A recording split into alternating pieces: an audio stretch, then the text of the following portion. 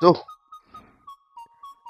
mo ṣe fídíò yìí láti ṣàlàyé nǹkan kan pàápàá fáwọn olùgbọ́ wa, àwọn tí wọ́n ti ń béèrè. Mo ṣe fídíò yìí rí ní nǹkan bí ọ̀sẹ̀ mélòó àbí oṣù mélòó sẹ́yìn.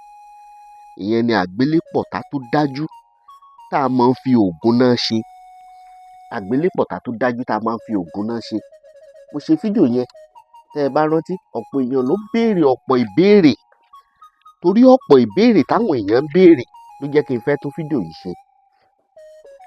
Ìwọ náà kúkú mọ̀ pé láti iléeṣẹ́ The FM Baba Ventures, àìhèèrà tí ò lọ́mọ nú. Ọ̀wọ́ náà mọ̀ bẹ́ẹ̀, pàkí hèèrà ká wá mú èèrà tí ò lọ́mọ nú ká mú ńlẹ̀ rárá o, àìṣe ní iléeṣẹ́ The FM Baba Ventures. N tí ò bá dá wa lójú, ọmọ pàkí ń sọ̀rọ̀ nípa ẹ̀. Ọ̀pọ̀ èèyàn ló wá ń béèrè pé bàbá ó ní àwọn rí tẹ́ ẹ mú iná tó yẹ pé ẹ̀yìn iná yẹn lẹ̀ ń lọ̀.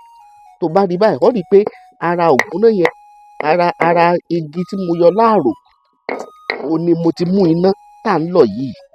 Sórí bẹ́ẹ̀ ni. So tó bá fẹ́ ṣàgbélépọ̀tá yìí, ẹ̀yin tẹ́ ń bi mí léèrè pé bàbá ṣé igi inú àrò làá ti mú? Ìwọ wò ó, tó bá ti rí báyìí, ó rí pé igi inú àrò ni mo ti mú igi tá ń lò yìí. Ó sì rí pé ṣe ni mo ṣe kán iná rẹ̀. Ó rí pé iná rẹ̀ ni mo kán tí mò ń lọ yìí. N tó nílò náà nìyí.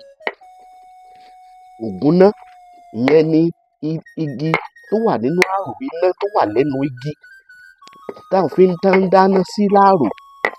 Ògùn náà yẹn ló nílò. Ó wá lọ ní gbígbóná. Gbígbóná ni wọ́n máa ń lọ o. Ó lọ ní gbígbóná. Tó bá ti lo ògùn náà yìí ní gbígbóná, ló bá parí. Tó bá ti lọ, tó bá ti kúnná, ó parí. Kí ló wàá fi kún? Ohun tó máa fi kún fún rèé. Òrí ni wàá fi òrí kó. Òrí ni wàá fi kó. Òrí ni wàá fi kó ògùn náà.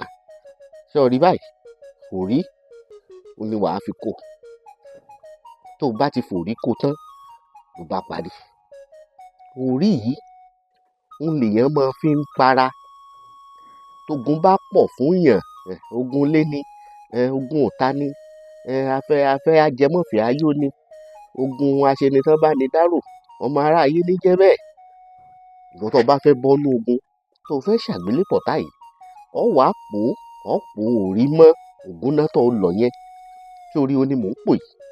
Tó bá ti pò ògùn náà mọ́ òrí tó lọ, ló bá parí. Ṣé o wá rí òrí yìí? Tó bá ti lọ, tó bá ti pò, tó bá ti ṣe fẹ́lẹ́fẹ́lẹ́ tán, òrí yìí ni wọ́n máa fi ń para.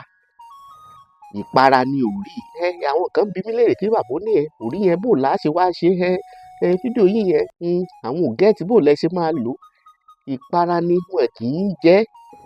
Kò sí tí wọ́n máa fi ń ṣe ju pé yẹn máa fi òrí ìpara lọ. Mo wá ní bàbá lè fòrí lásán para. Yes. Tó bá wo fídíò tí mo ṣe nígbà yẹn, mo sọ. Mo ní o lè mú òrí ìkọ́ wá pò mọ́ ìpara tó bá wù ọ́. Ọ̀kan mú díẹ̀ ńbẹ̀, wọ́n sì pò mọ́ ìpara tó bá wù ẹ́, wọ́n mọ̀ fi para. Nǹkan bí mi léèrè pé bàbá ní ṣé kì í wá dí ibi lọ́wọ́ tí ire bá wá ń bọ̀ náà ń kọ́? Tó bá wá ní kí ibi ó mọ̀ wọlé, tí ire bá wá ń bọ̀, ṣé kì í lé eré padà lára ẹni? Rárá o. Kì í ṣe ilé iṣẹ́ báyìí ló máa ń lé eré padà lára ẹni tàbí ló máa ń ti eré dànù mọ́yàn lára. Ibi iṣẹ́ yìí máa ń tì í dànù.